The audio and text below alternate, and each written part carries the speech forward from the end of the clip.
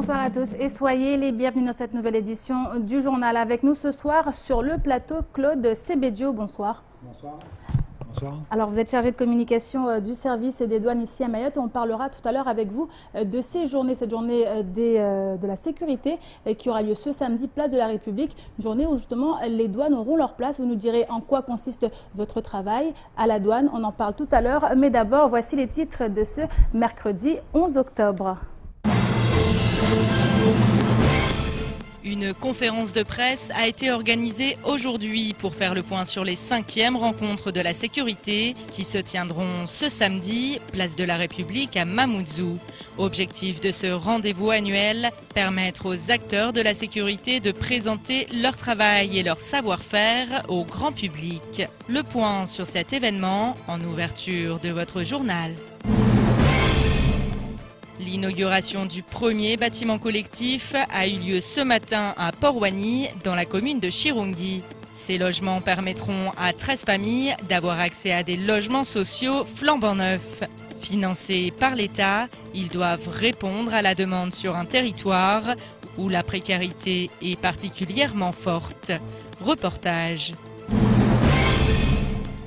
Dans le cadre de la 2e édition de Msomona Dangadzo, Lire et Jouer, l'agence régionale du livre et de la lecture et ses partenaires ont organisé ce matin un atelier d'illustration au sein des locaux des associations à JKE et Nouvelle Ère de Kaweni.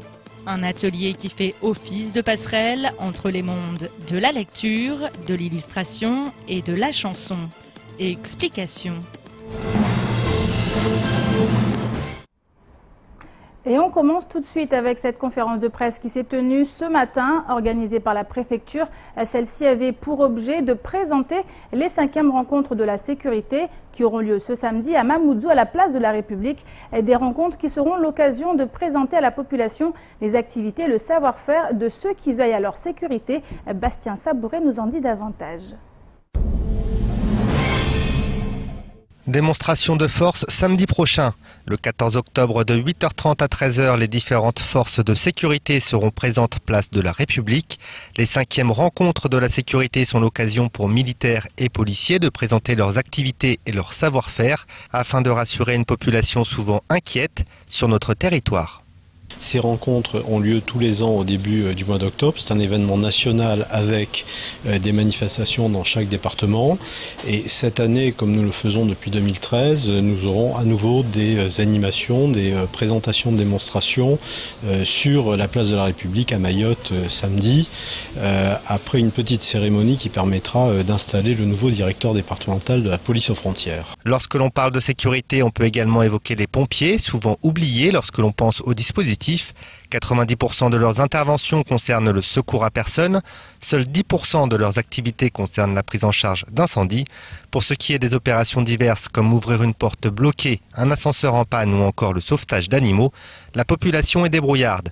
Les interventions dans ce domaine sont quasi inexistantes à Mayotte. C'est une caractéristique, les volumes d'opérations diverses qu'on peut rencontrer sur les autres services d'incendie de secours du territoire national ne le sont pas à Mayotte.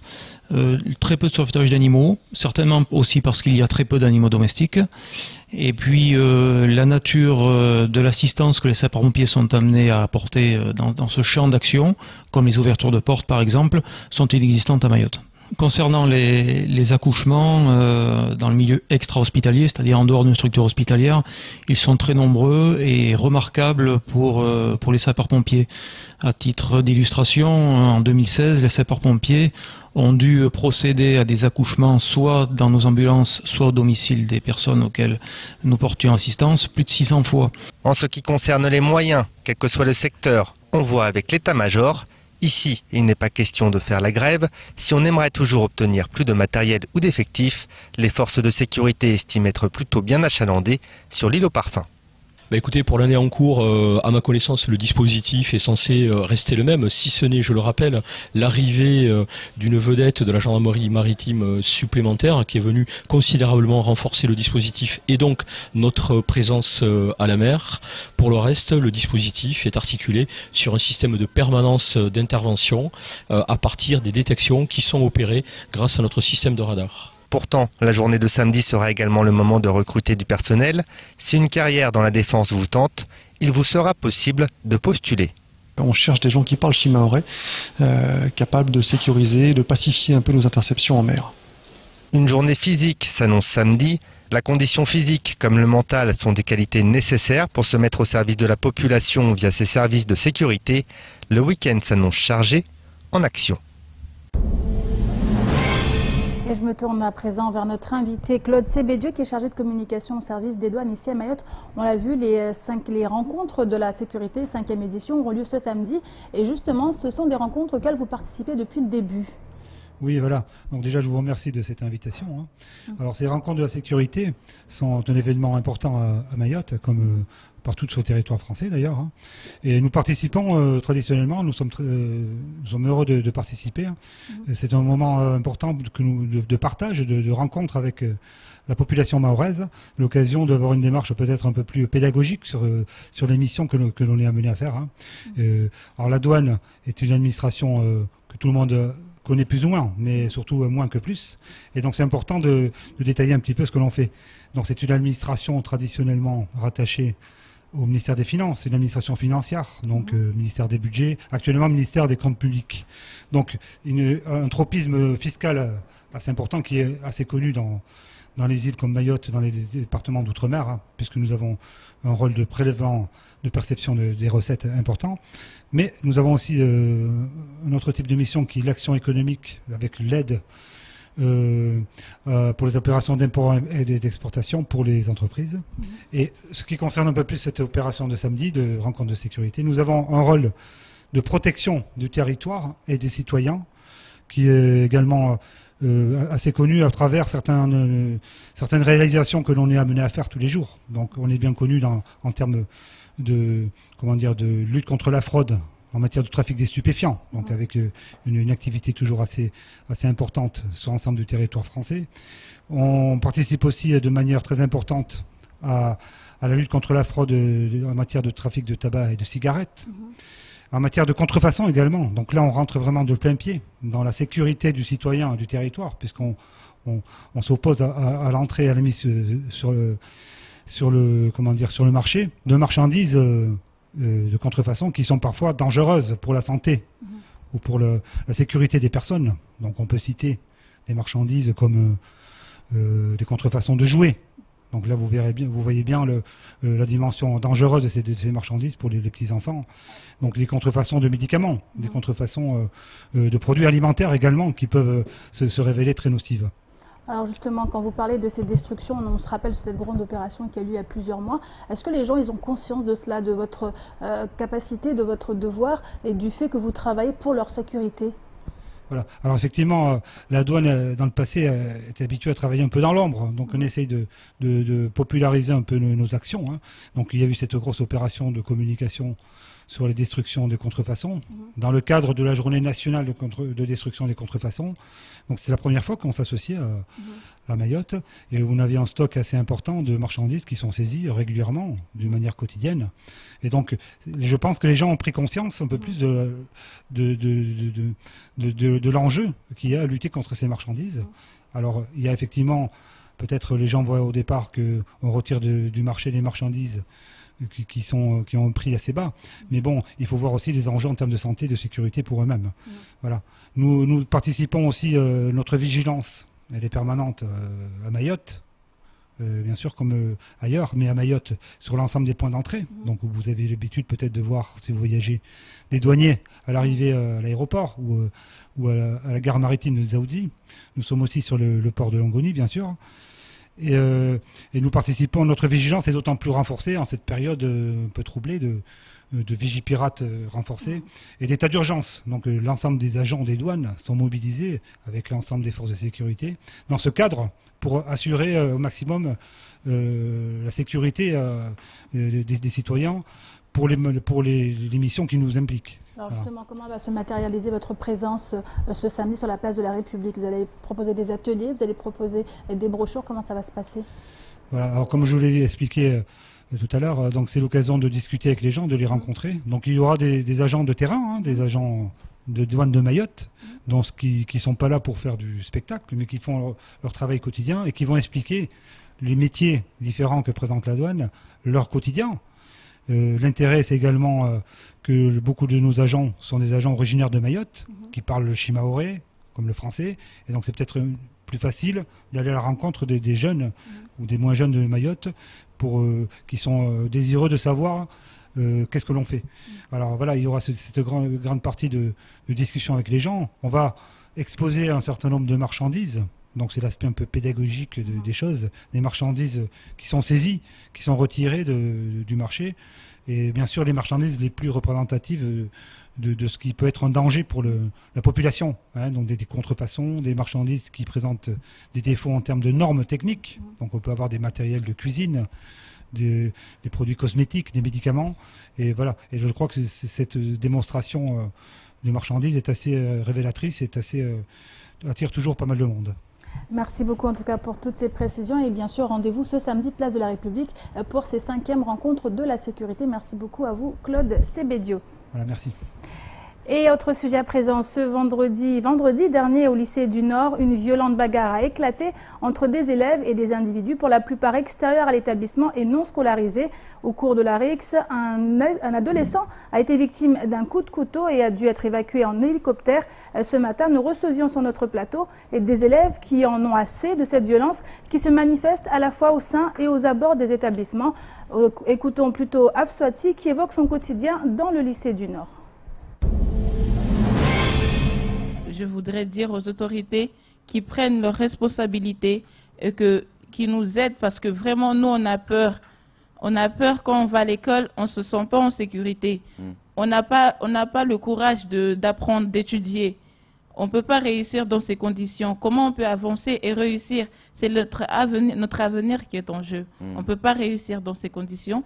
Donc moi, personnellement, comme tous les autres, nous voulons dire aux autorités de prendre leurs responsabilités et de nous aider afin qu'on ait plus de sécurité dans l'établissement et même aux alentours de l'établissement, car franchement, on en a vraiment marre de tout cela.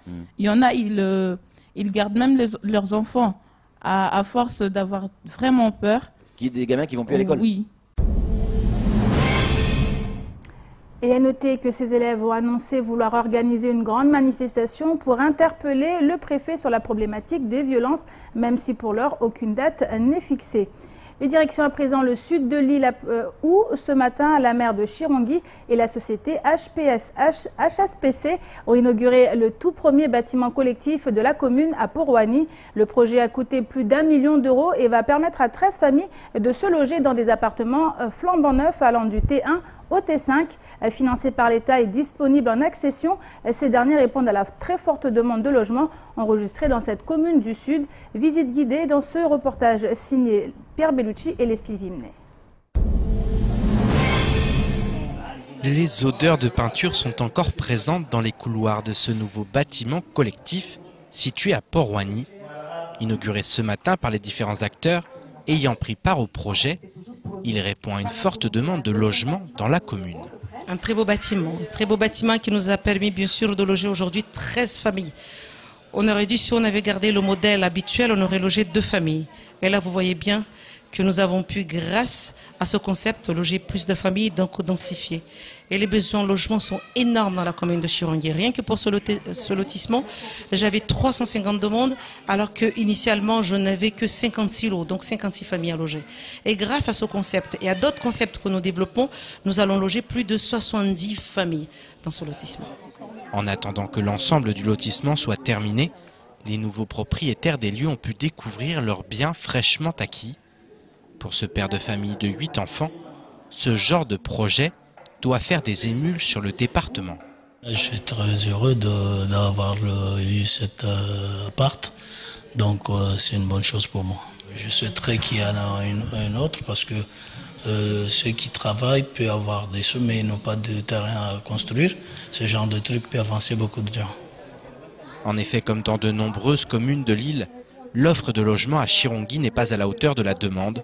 La population ne cesse de croître et la mairie a donc opté pour ce type de bâtiment. Des bâtiments qui, dans les prochaines années, devraient se multiplier. En termes de logement, nous restons toujours dans ce challenge. Nous avons à construire dans le lotissement de Mirireni qui est terminé, le lotissement de Malamani qui est terminé, c'est en cours, les dossiers sont en cours de préparation, en cours d'instruction. Il y en a certains qui sont passés en commission. Le lotissement de Tsimkoura, nous venons de démarrer les chantiers. Un autre collectif va voir le jour, même dans les autres lotissements aussi. Mais le gros challenge aussi, c'est le lotissement Chirongi Stade. Plus de 120 logements vont voir le jour, puisque là, le projet aujourd'hui est financé. Les travaux vont démarrer, nous l'espérons, assez rapidement. Donc là aussi, c'est notre challenge en termes de logement. Et la ZAC qui est plus de 300 logements, nous allons être dans les 380 logements, même si là, nous sommes en phase de recherche de concessionnaires, puisque nous allons lancer les appels pour le recrutement du concessionnaire très prochainement. Donc vous voyez, nous avons l'objectif d'atteindre les 700 logements les 4 à 5 années à venir. 700 logements neufs qui doivent permettre de loger des milliers d'hommes, de femmes et d'enfants. Même si la maire de la commune a d'ores et déjà prévenu, ces bâtiments ne se multiplieront qu'à la condition que ceux qui souhaitent les occuper en prennent le plus grand soin. Et parlons à présent de cette belle initiative, celle menée par le collège de Chiconi. Il s'agit de la 2e édition de l'école ouverte. Et cette année, l'atelier pédagogique était axé sur la web radio. Ainsi, durant une semaine, 16 élèves volontaires des classes de 3e vont se glisser dans la peau de journalistes le temps d'une émission. Nos reporters Sony Chamsidine et Pierre Bellucci sont partis à la rencontre de nos journalistes en herbe. Et autant dire que la relève semble d'ores et déjà assurée. Reportage.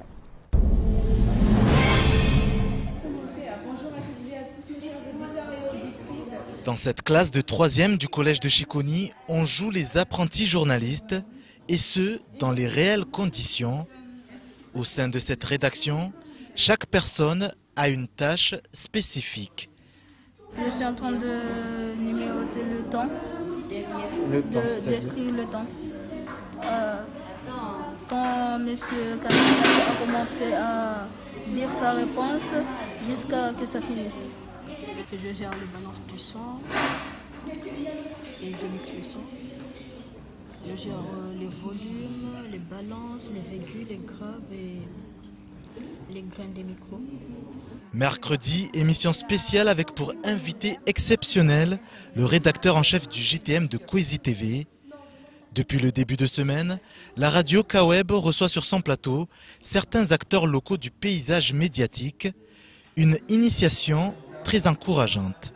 3e journée, les premières interviews donc ont eu lieu. Les élèves commencent à utiliser le montage et la post-production aussi pour retravailler les interviews qu'ils ont pu réaliser. Ils adhèrent totalement, oui. Ils sont vraiment pleinement investis. C'est vrai que là, dès qu'ils rentrent dans la salle le matin, ils sont tous en train de récupérer le matériel et l'installer. Et ils sont pleinement investis dans le projet. Une web radio au service de la pédagogie. 16 élèves volontaires de l'établissement participent à cette activité périscolaire. Et l'atelier semble susciter des vocations. Découvrir le monde, voyager et aller dans beaucoup de pays pour voyager, interviewer les gens à propos de ce qui se passe. Donner l'info aux gens, donc c'est ce qui m'a beaucoup plu aujourd'hui en tant que journaliste jeune pour notre petite radio du collège. C'est intéressant d'utiliser des micros, parler avec les autres, leur poser des questions, dire des choses comme ça. Moi j'aimerais bien être journaliste plus tard. Pour d'autres, c'est loin d'être gagné. Moi je ne veux pas être journaliste, j'aimerais être prof des SVT, mais on est venu ici juste pour regarder. Un collège coutumier des expériences innovantes. Pour sa 2e opération École ouverte, l'établissement se lance dans le numérique.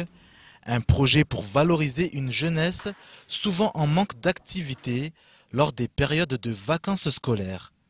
L'idée, c'était de leur faire découvrir le journalisme radio et plus précisément tout ce qui est utilisation du numérique, vu qu'on est dans une nouvelle ère et qu'ils le côtoient au quotidien. L'objectif, c'est d'intéresser les enfants à la transmission de l'information, à la récupération, à la vérification des sources, et qu'ils arrivent à la fin à une production réelle qui puisse être écoutée, pour le coup, par l'ensemble du collège, voire l'ensemble du département. Des apprentis animateurs dont les émissions sont en cours d'enregistrement. Diffusion en podcast sur le site internet du collège de Chiconi très prochainement. Et autres sujets qui font l'actualité de ce mercredi 11 octobre, cette réunion publique prévue ce samedi par les parlementaires et le président du conseil départemental, ou encore une grève à venir au sein de l'entreprise Maïko. Davantage de précisions tout de suite dans l'actualité en bref. L'espoir d'un apaisement des tensions semble enfin d'actualité à Longoni. Il y a quelques jours, la société Smart s'insurgeait à nouveau suite à l'annulation par le délégataire MCG d'une formation destinée aux grutiers du manutentionnaire historique. Cette formation devait débuter le 20 septembre et permettre aux salariés Smart de piloter l'outillage public. Elle devait ainsi se dérouler sur une durée totale de 22 jours, soit 184 heures de cours, à la fois théorique et pratique, et pour un effectif de 20 salariés. Un énième désaccord lié à la mise à disposition des pilotes de la Smart en faveur de MCG avait néanmoins jeté le trouble quant à la tenue de cette formation. Finalement, lundi dernier, la direction de la Smart a accepté de signer la convention de formation, validant ainsi le principe de mise à disposition de ses agents aux délégataires. De quoi augurer un retour au calme du côté de Longoni, du moins jusqu'au prochain épisode de ce feuilleton. Après la réunion du 28 septembre dernier au ministère des Outre-mer, entre les représentants de Mayotte et ceux des ministères des Outre-mer, de l'Intérieur et des Affaires étrangères, les députés, les sénateurs et le président du conseil départemental vont communiquer. En effet, ils convient l'ensemble des élus du département et l'ensemble des Mahorais à une réunion publique d'information qui se tiendra samedi 14 octobre à 11h, place de la République à Mamoudzou. Selon le député Mansour Kamardine, ce rassemblement sera l'occasion de restituer directement et auprès du plus grand nombre les conclusions de la réunion de crise portant sur la feuille de route France-Comores. Les élus vont également s'attacher à expliquer les demandes effectuées en complément de la suspension de la feuille de route et échanger avec les citoyens. Une démarche qui était très attendue par toute une partie de la population, souhaitant en savoir plus sur ce fameux document. Un nouveau mouvement de contestation pointe à l'horizon sur le département. La CGTMA vient en effet de lancer un préavis de grève illimité qui débutera le mercredi 30 octobre 2017 à 6h au sein de l'entreprise Maïko. Selon le syndicat, ce mouvement est lié à plusieurs problèmes rencontrés par les salariés au quotidien. La CGT se plaint ainsi d'un licenciement abusif, de discrimination sur les augmentations de salaire et sur les primes, d'abus de pouvoir et de harcèlement moral. Elle dénonce également des heures supplémentaires non payées et non récupérées. Dans ces conditions, le syndicat réclame dans les plus brefs délais la réintégration de la personne licenciée à son poste de travail, une augmentation de salaire de 4%, accompagnée d'un rattrapage depuis avril pour les personnes discriminées, ou encore la revalorisation des primes existantes. Par ailleurs, les futurs grévistes exigent la fin de ce qu'ils considèrent comme des abus de pouvoir et du harcèlement. Et parlons à présent de cet événement Msomo na Dangadzo, entendez lire et jouer, et dont la deuxième édition a débuté le 8 et ce jusqu'au 22 octobre prochain. Le programme est destiné aux enfants de 6 à 12 ans fréquentant les centres de loisirs et les bibliothèques du département. Justement, 9 de ces établissements vont pouvoir accueillir l'illustrateur Moneri Mbae. Les enfants auront ainsi la chance de le rencontrer, mais également de participer à un atelier d'illustration. Ce matin, c'est à des enfants non scolarisés que l'occasion a été donnée de découvrir l'art du dessin. Ça s'est passé dans les locaux de la JKE et de Nouvelle Ère de Kaweni. Reportage avec Adèle Laurent. L'ambiance était studieuse ce matin dans les locaux des associations AJKE et Nouvelle Ère de Kaweni. Stylo en main, regard et oreilles affûtés, les enfants ont pu participer à l'atelier d'illustration mis en place par l'Agence régionale du livre et de la lecture dans le cadre de l'événement Msomo na Dangadzo, lire et jouer. Clotilde Lambert nous en dit plus. Dans un premier temps, on organise un prix littéraire, c'est-à-dire qu'on choisit un thème avec les animateurs des centres de loisirs et des bibliothèques. Et les enfants sont amenés à avoir des ateliers autour des livres qui sont choisis et puis à un moment donné à voter pour leur livre préféré. Dans un deuxième temps, on invite un illustrateur. Et cette année, donc, on a Moneri Mbae, qui est un illustrateur réunionnais et qui a fait beaucoup d'illustrations d'albums de musique. Ça nous a donné envie de travailler un petit peu sur le texte via la chanson. Donc on a invité les structures qui participent à créer des chansons avec les enfants, donc sur des rythmes traditionnels de Mayotte, en langue locale. Et donc quand Moneri arrive, généralement les enfants chantent leurs chansons, ils en discutent avec Moneri, ils la traduisent, ils expliquent ce qu'elle veut dire. Et puis ensuite on part sur l'atelier d'illustration, donc on illustre la chanson qui a été créée par les enfants. L'ensemble formera un recueil unique de chants en langue locale et illustré. Une manière de créer une passerelle entre les mondes de la lecture, de l'illustration et de la chanson. On a voulu vraiment associer la musique au dessin parce que voilà, c'est aussi une façon d'avoir un imaginaire beaucoup plus poussé. Enfin, ce qui me concerne, c'est la meilleure des expressions parce que il n'y a pas d'enjeu.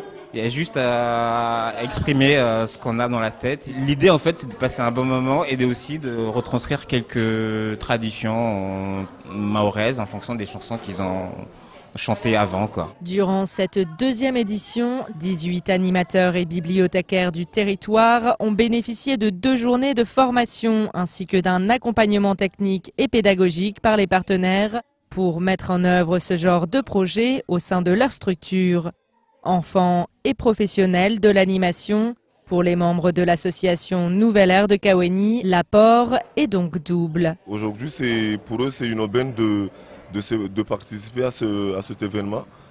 Et moi, je tiens juste à les encourager, à les féliciter parce que vu que le fait qu'ils n'ont pas la chance d'aller à l'école comme certains d'entre eux, donc pour moi, c'est quelque chose de grand et de vraiment formidable. Non seulement les animateurs, ils apprennent pour eux-mêmes, mais aussi par rapport aux enfants.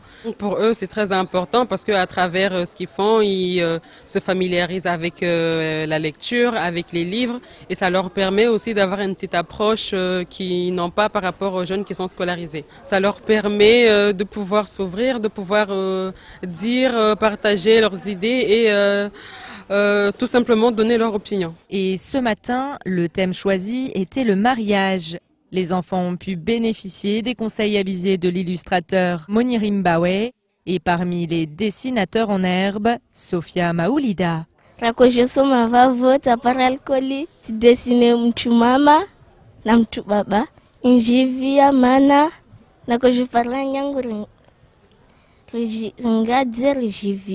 Au total, ce sont près de 200 enfants qui participeront à cet événement durant les vacances scolaires.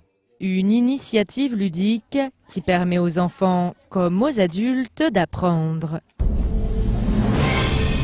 Pierre Bellucci nous a rejoint durant cette édition. Pierre, bonsoir. Bonsoir Amina, bonsoir à tous. Alors on vient de le voir dans ce sujet, occuper les enfants pendant les vacances c'est important, mais peu d'activités sont proposées, on s'en rend compte encore sur le territoire. Oui, aujourd'hui on a pu se rendre compte qu'il en existe quand même, il y a vraiment des initiatives et c'est vraiment très important. C'est important parce qu'on se rend compte, j'ai pu aujourd'hui côtoyer les élèves du collège de Chiconi qui ont créé cette web radio. Et c'est vrai qu'on se rend compte que ces enfants, il suffit de leur donner des activités et ils sont tout de suite intéressés, ils ont tout de suite envie de s'investir. Et si on mettait les moyens justement pour occuper cette jeunesse, pour occuper ces enfants, on aurait beaucoup moins de problèmes de délinquance, ça c'est une certitude. Et je pense que c'est aussi à tout le monde de s'engager dans cette voie et de permettre à ces enfants d'avoir des activités, du bénévolat. C'est vrai que certains disent ce ne sont pas nos enfants, mais lorsqu'ils deviennent délinquants, c'est un problème qui est public, c'est le problème de tous. Et lorsqu'on les occupe comme ça, on se rend compte que ces enfants, ils ne demandent que ça. Donc c'est important de mettre aussi en avant toutes ces initiatives qui sont prises, que ce soit dans un cadre scolaire, extrascolaire, ou que ce soit par le biais d'associations. En tout cas, nous, on a à cœur vraiment de montrer ce genre d'initiative, et puis aussi de les montrer, ces enfants, parce qu'ils sont très contents de se voir à la télé. C'est très valorisant, donc voilà. C'était une journée, c'est vrai, marquée par les vacances scolaires, mais aussi par ces activités qui sont souvent en plus très très intéressantes sur le territoire. Justement, des activités à la fois pédagogiques, à la fois ludiques, et les enfants sont toujours présents et toujours friands. Alors qu'est-ce qui aujourd'hui pourrait être fait? Est-ce qu'on doit s'attendre à d'autres opérations comme ça durant ces vacances? Oui, il y en a un peu partout sur l'île, il y en a un peu partout. C'est vrai que ça se développe. Je crois que beaucoup sont ceux à avoir compris que c'est important, c'est primordial, il faut le faire. Il faut le faire pour que ces enfants ne soient pas dans les rues à aérer.